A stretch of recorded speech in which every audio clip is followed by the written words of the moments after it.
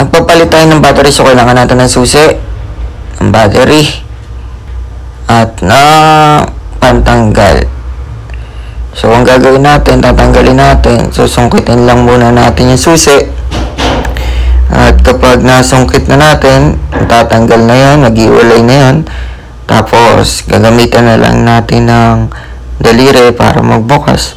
Pagkabukas, makikita mo na dyan yung side na yan, at tatanggalin na natin yung battery.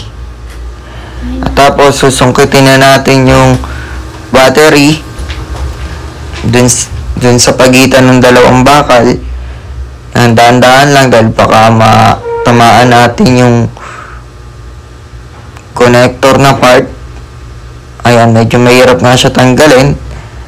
At kapag natanggal mo na siya, pwede mo nang palitan ng battery.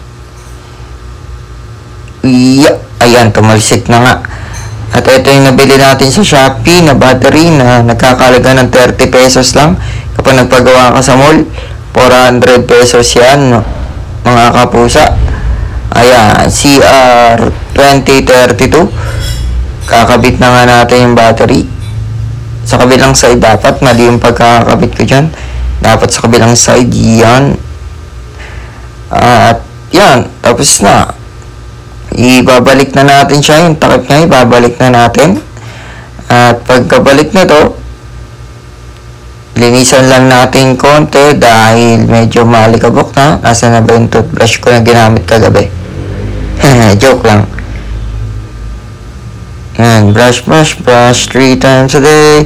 Brush. Cavity away. At pagkatapos natin i-brush, ibabalik na natin yung metal. Yan. Yung susi.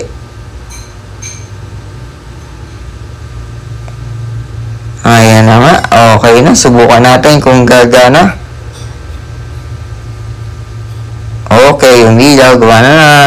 Hanggang sa muli. Paalam!